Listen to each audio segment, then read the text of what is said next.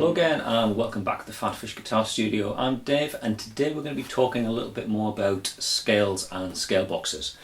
This is quite a natural sort of follow-on to the video that I posted recently where I was showing you how to find different scale boxes for, I think the example we used was the minor pentatonic. So where you've got one scale, finding multiple boxes for it across the neck.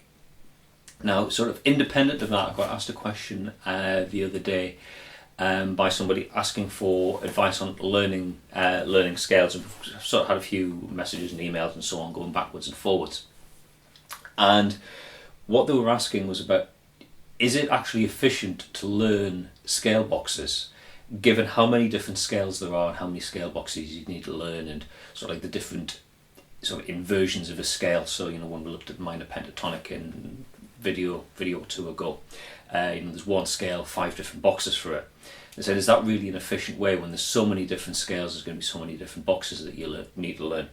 Is it not more efficient to just look at the fingerboard, know where the notes are, and then in a given situation where you need to play a scale, know what the notes of that scale are, and then just kind of find them on the neck and play them? I kind of see where you're coming from, but I would say no. It's actually a bit more efficient to learn scales, I think, first in terms of scale boxes, which really is about learning the intervals between the notes in the scale, because each scale's got a unique set of intervals within it. You know, it's intervals of 2 semitones or 1 semitone or whatever between notes. That gives you the formula for the scale, and so you can come up with a box for that and apply it across the neck. And I'll show you now why I think that's a little bit more efficient way of doing things. There's no right way, there's no wrong way. Just this is the way I kind of teach. And I think it's possibly most efficient way in terms of learning the scales and applying them. Oh, and before I start, because people often ask me questions about the gear, guitar of the day today is this Lake Placid Blue 2013 Fender Standard Strat, which sounds like this.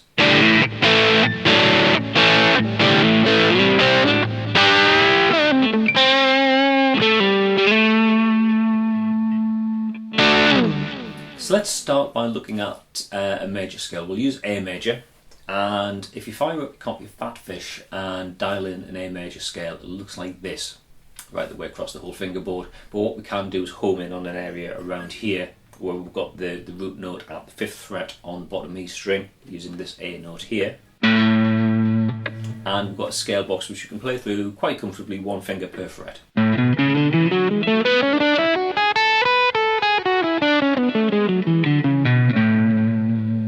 So that note, those notes there give us the notes of A major. So you can look at the scale box and look at the notes involved. However, you can also think about it in terms of degrees of the scale. So rather than looking at it like that, you can look at it like that. So we're looking at note numbers instead. So if you think about A is the root note of the major scale, it's in key of A major, A is 1, B is 2, C sharp is 3, and so on. What you've got there is the formula for the scale, and you can move this box anywhere on the neck, and wherever that 1 degree lands, that is the major scale that you're playing. So by learning this one shape, you can move it somewhere else on the neck. So let's move it up so that the root note's on the 8th fret of E string, which is a C. Play the same box.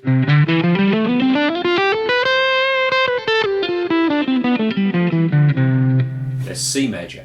So that one box actually opens up every major scale on the neck.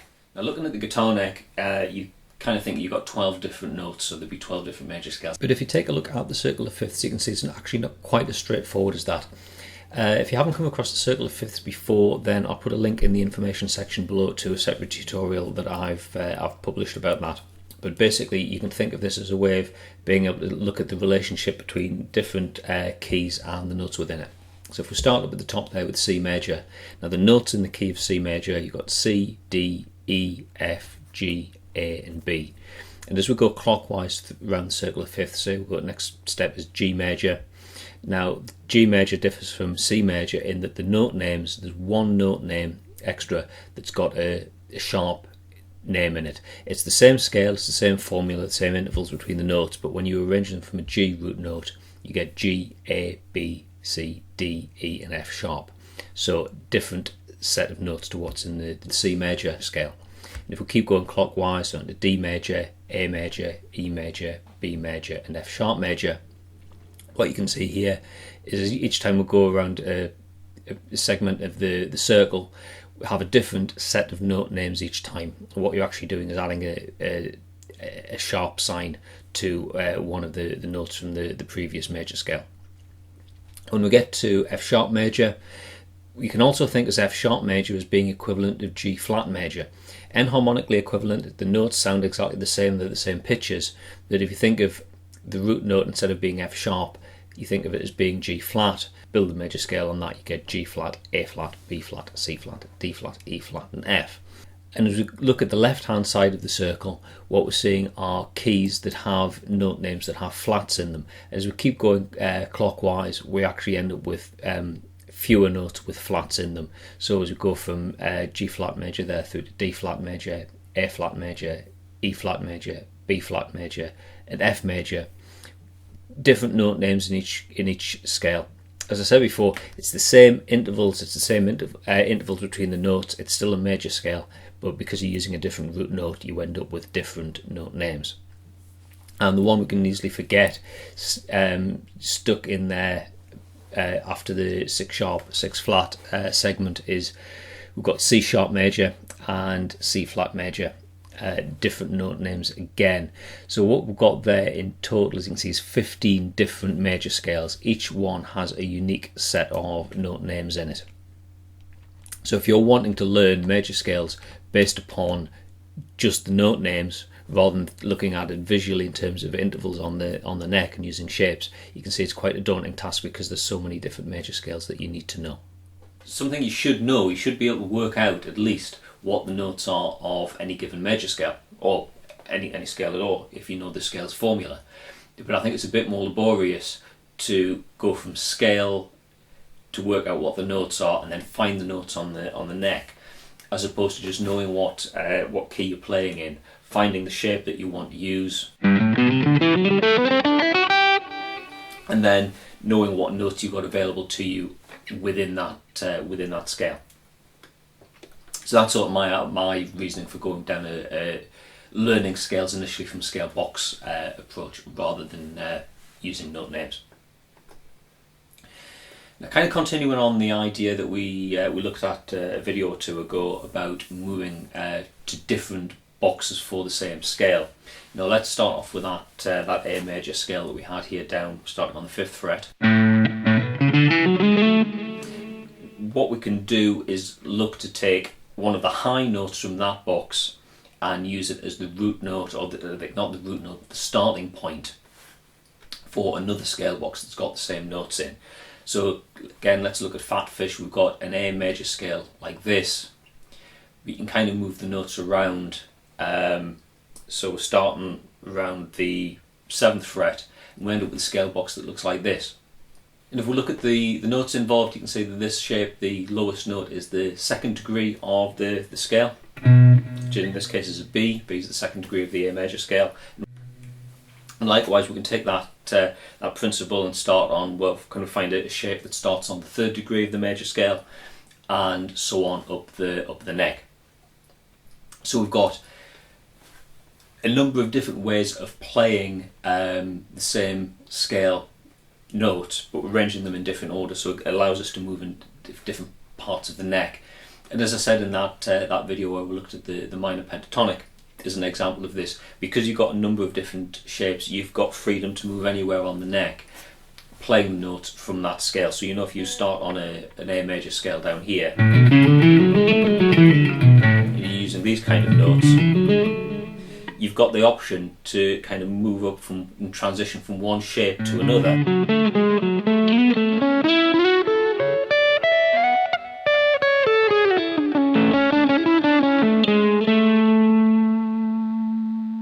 And move through a number of different shapes there. And you can do that right the way through the scale. Now, if you've done anything on modes, you'll probably recognise those other shapes that I was playing, because if you get into modes, you will know that, say, taking the notes of a major scale and starting from the second degree, you actually get the Dorian mode. So if you haven't done modes, don't worry too much about this next bit. If you have done modes, then stick with it. This should all make sense. So if you look at it in terms of note names, you've got this scale box here where we're starting on the B, which is the second degree of the major scale, the A major scale, and we've got these notes. And just looking at those note names there, you don't immediately know if those notes are representing a scale box of the A major scale starting from a B, from a second degree, or if you're looking at the notes of the B Dorian mode starting on the first degree of the scale. What matters really is the scalar degree, which is why PhatPhish has got the option up in the top corner there for setting the type of annotation that you use. So looking at this scale just in terms of note names, you've got this. If it's acting as an inversion of the A major scale, then the note numbers look like this. And if it's acting as the B Dorian mode, then the scale numbers look like this.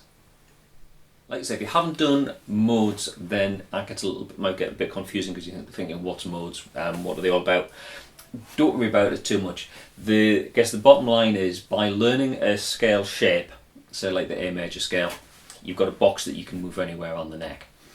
If you find alternate ways of playing the notes of that scale, you have other ways of being able to play the notes of that scale around the neck, and it gives you some freedom in terms of playing. But as you get into learning things like modes, then some of those shapes will actually have another function. So as well as just functioning as another way of playing a major scale, what you've actually got is a shape that you can use for playing the Dorian mode. So you're getting a bit more, if you like, extra return on investment. All the time that you spend practicing and learning those shapes, you can actually use them in a number of different ways. So you can think about it that there's only 12 notes in music. Well, as I said before, there's actually 14 different names for those 12 notes because of the different ways we use sharps and flats. But looking at the guitar neck, you've got 12 distinct notes, but they occur in different places on the neck, in different octaves, or the same note will occur on different strings and different frets. So there's lots of combinations, lots of different ways of playing the same thing. What we're looking for in terms of learning scale boxes is just finding a way to get the most efficient way of figuring out what notes are available in a scale, what the intervals are between them, and being able to find ways to play them on the guitar neck so you can put it into practice.